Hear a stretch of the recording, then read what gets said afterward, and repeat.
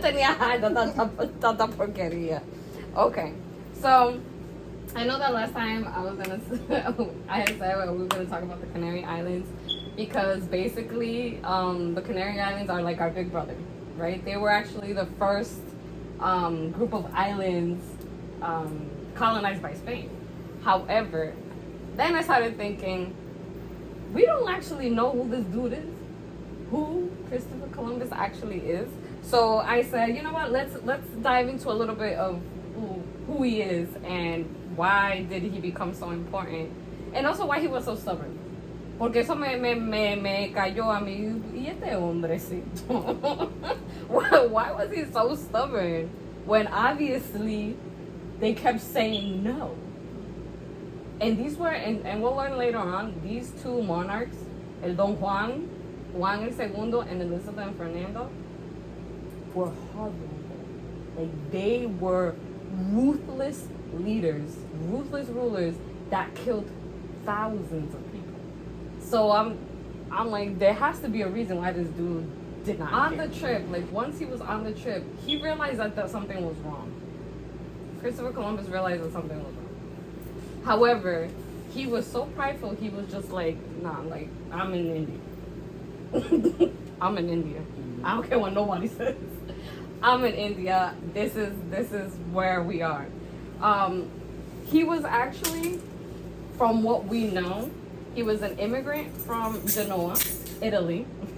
Give me the keys. Give me the keys. They just don't like you. And from what records were able to be found, he was born in Italy in 1451.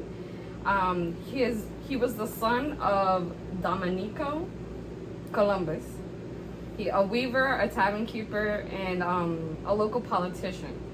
So because Dominico was in the wool trade, wool was like, because his dad was part of this profession. They actually had a guild. The guild was like a union, what we would consider a union nowadays. So they would negotiate prices. They would do a lot of things for their members. And one of the things that they did was that they helped with the education of the kids. So of the members' kids. So that was a really big privilege in that time, because most of the time, if you went to school, your parents had to pay. It wasn't free. So tú tenías que tener algo de dinero para tú poder mandar a tus hijos a la escuela. So he studied arithmetic. Columbus studied arithmetic, geography, and navigation, and he also studied Latin.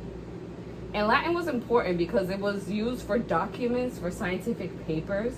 So in other words, he was very well educated and he read a lot. He wasn't just like some bimbo. In one of the biographies, it said that he quoted a lot from the Bible. So he knew his stuff. Nosotros dominicanos decimos dominicano de pura cepa. So again, their phrase was, "I'm Genoese. I seldom laugh. I grind my teeth, and I say what I mean."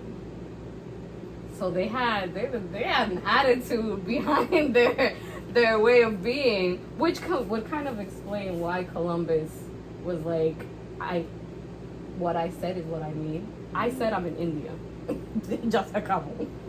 There's no discussion. We're not gonna talk about this. I'm in India. I don't care what. So by this we know he knew at least 4 languages: Genoese, Latin, and later Portuguese and Spanish. 4 idiomas. Quadrilingual, I guess what he says. Something like that. Because I know that with 3 languages is trilingual, trilingual. 4, I think, is quadrilingual. I don't know. His mother's name was Susana Fontana Rosa. I'm sorry, I'm gonna butcher it. I don't speak Italian. Fontana Rosa, and she had at least 5 kids, so he had at least 4 siblings, 4 brothers and sisters. So just to get an idea of like the culture he was in, Genoese culture was very strict, and they monitored even like what people wore. Yes. You couldn't like just wake up and be like, hey, I want to wear this purple shirt. No. they monitored what the heck the fit that you had on. Mm-hmm. You couldn't just walk out the house with whatever. They also regulated your luxury, like how wealthy you are.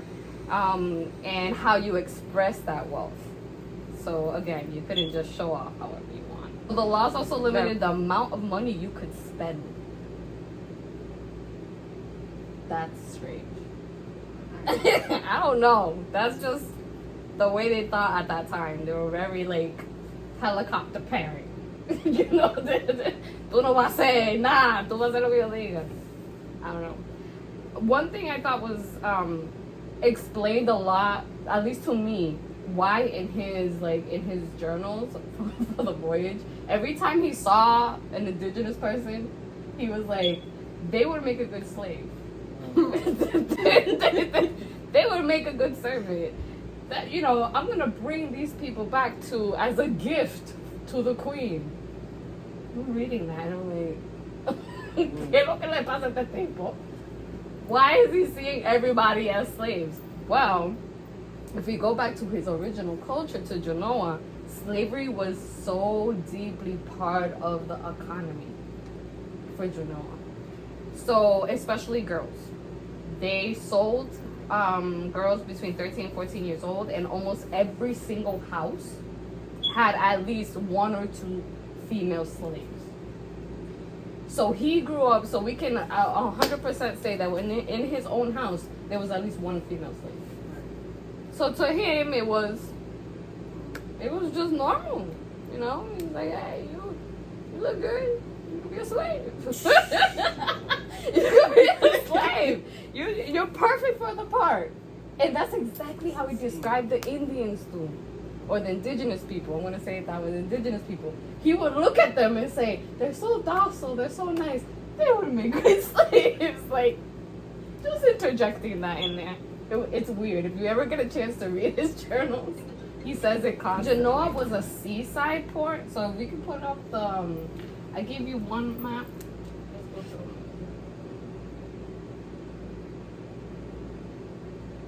Okay, right there. So if you see, you guys have a little bit of a concept of where Italy is, right? In the global map. Like, we don't have to show the global map. Right. So Genoa, you see how it's right at the edge, right? It's right at the edge. So it's a seaport. Okay? Sorry, my hands are not doing well today. It's a seaport. So everything also in the economy had to do with going out to the ocean, to the sea. So it made a lot of sense that he came from this place. Okay, from Genoa. We know of a lot of other Genoan, not only sailors but pirates. There was a lot of them, and they came from this location. People with trophies. They would track all their ships. Every single one that left came in. They very strict as to who could come in, who could come out, what they could carry in the ships. They monitored it very, very well. So, and the Genoese pirates were known for being part of the slave trade, because the slave trade did not start in Africa. Most people think that it's just, you know, the slaves that came to the Americas. No. Eso era de siempre, desde el comienzo del comienzo, siempre han habido esclavos. And it was just normal, everyday transactions to sell and buy people. That was just how it was. And it still happens. Okay? There's places in Africa that still buy and sell people. It's just part of their normal day. So this is kind of like the background of where he was growing up. So Christopher Columbus was born 1451. By 1458, he was like 7 years old. And in Genoa, they had a president that was called a Doge. So instead of the word president, they used Doge. And this person was elected for life.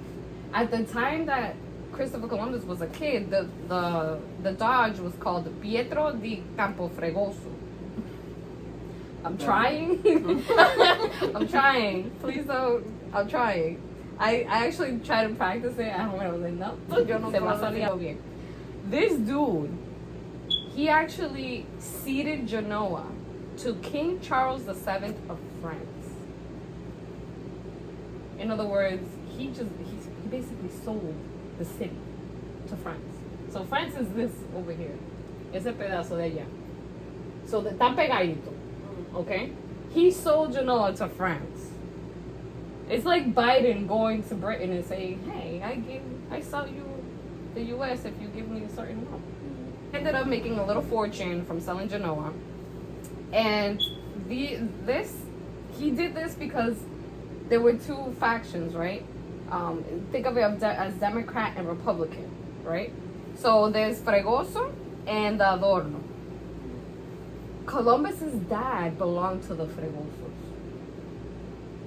So he belonged to the side of the dude that sold Genoa. A year later, when Columbus was about to turn 8, he lived about 50 yards. So Columbus lived about 50 yards from where this Dodge Pietro was attacked. So he was attacked. He was cornered in the city. He got beat. This dude, one of the dudes that hit him was called Giovanni de la Cosa. And he cut up to Pietro and he like whacked him twice in the head with this metal rod. And so he was severely injured. This man was severely injured. And he tried to get home. He got home, but then he died in his house. And so all these dudes that were like beating the crap out of him found that out. So they went and dragged his body out of the house. And they just tore his body apart. Like, en pedazos. Like, So I'm gonna read you guys this directly. It says 100 yards from the spot where the corpse of the Dodge Pietro was mutilated lived the Columbus family in a house owned by Dominico. It was possible that the young boy Columbus witnessed the gruesome event, the stoning, the mutilation, and heard the shouts of the bloodthirsty victors. And if he was aware of the outrage, he would have had reason to tremble with dread, because his father, Dominico, was allied with the Fregoso faction, and his fortunes declined. So imagine being a little kid and seeing something like that. And that made me think of like his attitude towards authority. He saw how the president of his own damn city got torn into pieces. He probably just didn't. Say, you guys are nobodies. Yeah. Anything can happen to you guys, so who the hell cares, you know? It might have influenced him in that respect. So that's why so Columbus had to be an apprentice in order to be a sailor. And we know that he later sailed like 1,000 miles away from Genoa. There's an island there that belonged to Genoa. How the hell they got to that side, don't know. But a regular sailor, he was just learning at the time. But in May of 1476, he was 25 years old. And he returned to Genoa from a trip. And he went on another trip on a boat named the Bachela. So they were going to go to Portugal, then Flanders, then England. So it was a long trip. On the 13th of August, they were off the coast of Portugal when they got attacked by a man named Gujan de Casanova Colom. A lot of people think that they're related. I haven't found proof that they're related, but they think that they were related. This man was a pirate. And he attacked their ships. And this is what it says. I'm going to read it to you directly. It says, quote, although outnumbered, the Genoese bravely grappled with the enemy. That is, they harnessed themselves to the attacker. So instead of running away, ellos se amarraron con el bote del otro and jumped onto their ship. I'm like, ahí fue a donde consiguió los cojones. That's where he got him from. You imagine? Would you do? Would you guys do that? You're on a ship. A pirate comes to attack your ship. You're gonna jump onto the pirate's ship? I wouldn't. I wouldn't jump up. Yo hace rato me hubiera ido por el otro lado. But these dudes, they tied themselves and attempted to defeat them in hand-to-hand combat. At the day's end, the 3 Genoese and 4 enemy ships had sunk in battle with the loss of life of thousands. The surviving craft fled. Dejó todo mundo botado. Se mueran todos. Bachela, or Bechala, I don't know how to say that. The ship Colón was on sank. It was destroyed. in the battle. So when he saw that the thing was sinking, he jumped. He jumped off. He grabbed onto some debris and he floated about 6 miles towards Portugal to a town called Lagos. It's an ancient town, and he ended up staying. He stayed in Portugal. He actually went to the capital of Portugal, which is Lisbon. I think we have the other map here. No, I put somebody's face. So he ended up going here to Lisbon. And he stayed there for about 8 years. During that time, his little brother, Bartholomew, actually came to live with him. There's accounts from a man named Andres Bernaldez. He actually knew Bartholomew. And he said that Bartholomew was a man of great intelligence. So this is a quote from him. A man of great intelligence, though with little book learning. I don't know what he meant by that. Maybe he was trying to say like he was street smart, but not book smart. Yeah. Maybe. Very skilled in the art of cosmography, so the stars, and the mapping of the world. So his little brother was a master map maker. Columbus's little brother. So with his little brother, he learned about the maps. He learned about the world, the geography. So with his little brother, he actually his little brother opened up a business with Colon, not the other way around, with Colon. And while in Portugal, he actually sailed several times as a merchant to Africa. So down here, to this part of the world. So these islands that you see right there, that's the Canary Islands. Okay? So he sailed down here because by the time Colon entered the scene, the Canary Islands had already been colonized. Okay, so he knew about them. We're actually gonna hear a little bit of a story of a damsel that he met over there, and we're gonna learn that later on. But he actually went out to Africa. He learned the currents, and it's what he wrote was that looking at the currents, he was in Africa, and he said that as he was watching the currents, he thought to himself, that water has to go somewhere. It can't just be coming here out of nowhere. It has to go somewhere. So that got him thinking about exploring. Columbus was an immigrant himself. Being in Lisbon, he's obviously not Portuguese. But he managed to marry someone incredible. So, just to give you a little bit of backstory, I know we can't see it here, but to the left, the first islands that Portugal had colonized were the Azores and Madeira, right? So by the time, again, Columbus is around, these places had already been discovered.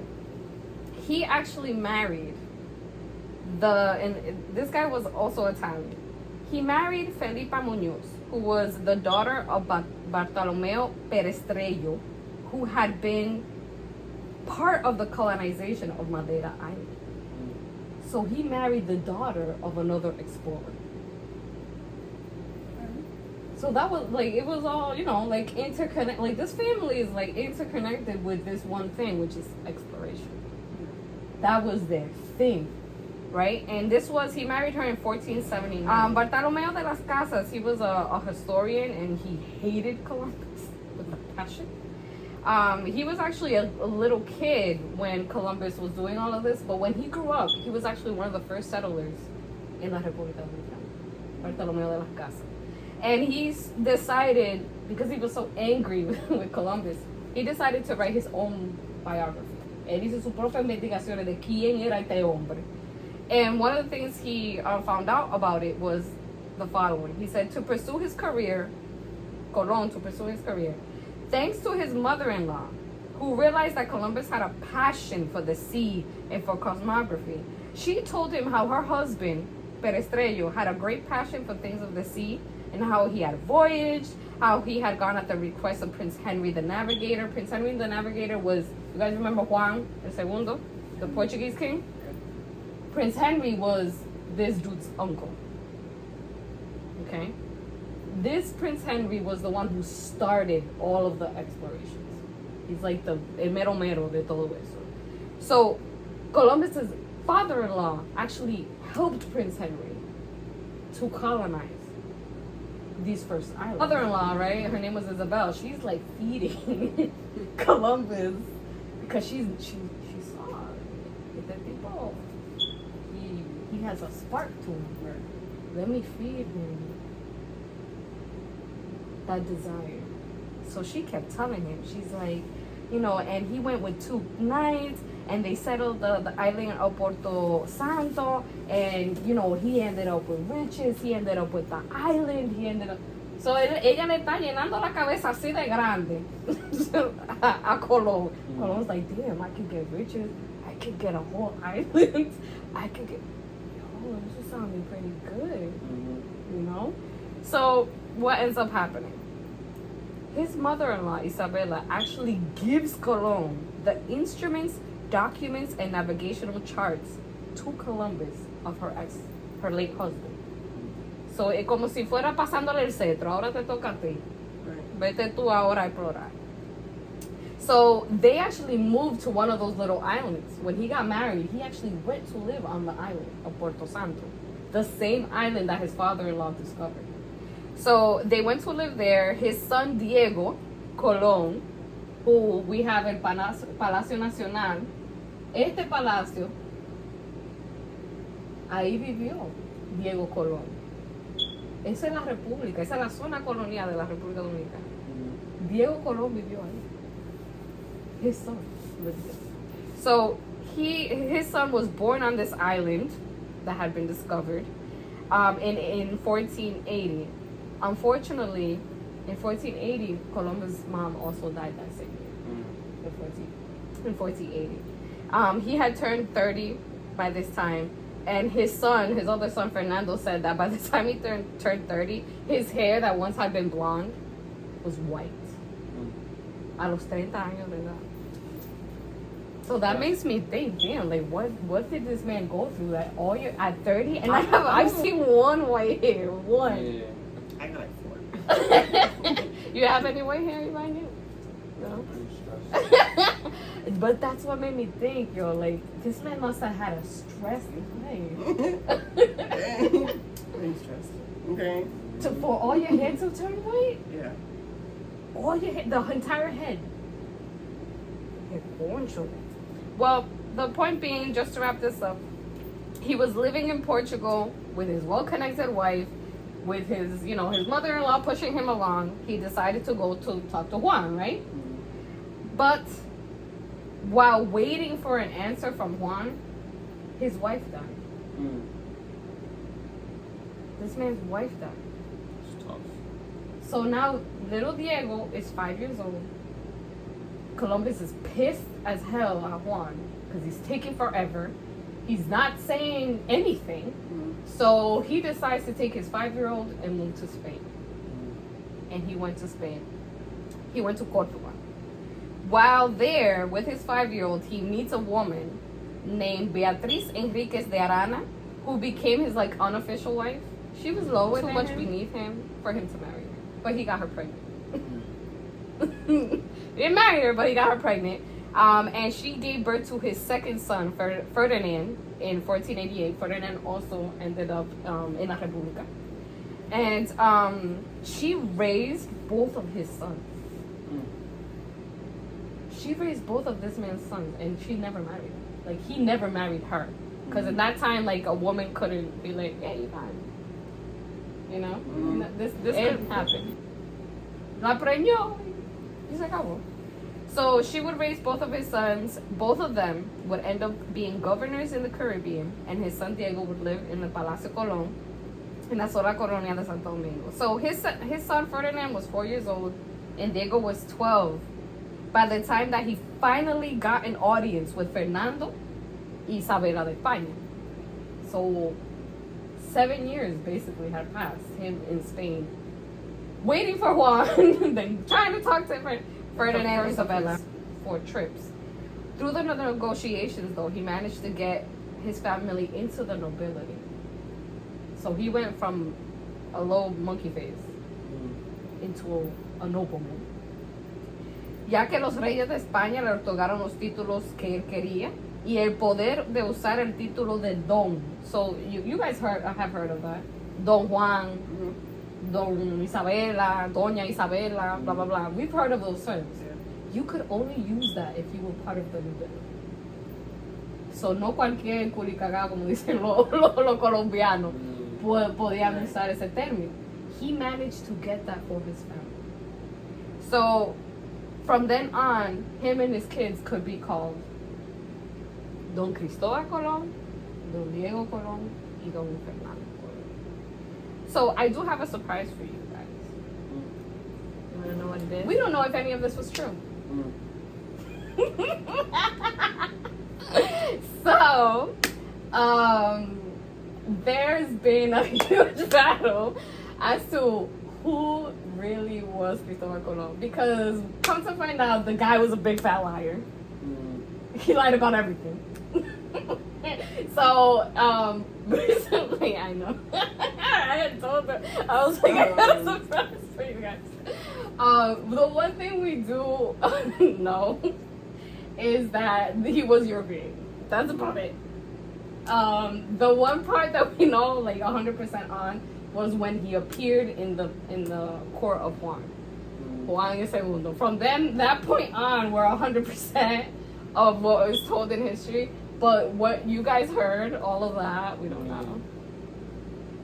We have no idea. So, scientists decided to do DNA testing, right? Lo and behold, we didn't know where Columbus was buried either. We know he died in Spain in 1506. However, he wrote in his will that he wanted to be buried in Santo Domingo. Wait, hold on, what? Yeah. So, bones were gathered, sent to DR. In 17-something, I forget the exact fecha, decided to move the bones to Cuba because La Española no longer was a Spanish colony. So they moved the bones to Cuba. Bien. De ahí, then they moved it back to somewhere else in the 1800s. I forget where it was. El asunto fue back to Spain. These bones were like just going everywhere. They're just traveling. So they go under La Catedral in Santo Domingo. They find another wooden box that says Christopher Colombus. That box is currently in the Dominican Republic.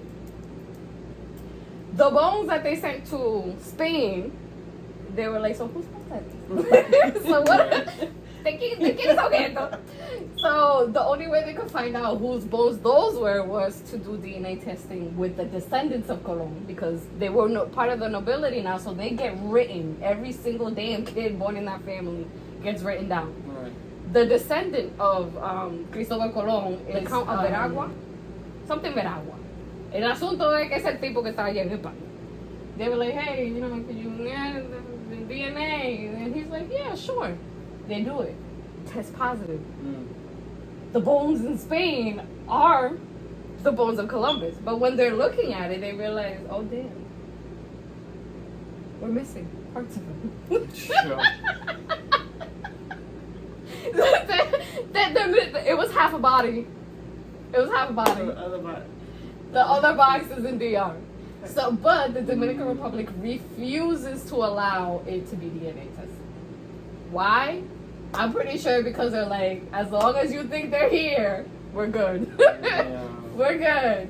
So right now, we're waiting because they did the DNA testing to find out if all his lies were true, if he was from Genoa, Italy. And come to find out that the colones from Italy and the colones from Spain have the same Y chromosomes. Which to me just means then that they're the same, no? Right. But they're actually waiting for the technology to advance a little bit more in order to determine 100% that his story was true. So what do you guys think? It's a lot to take in,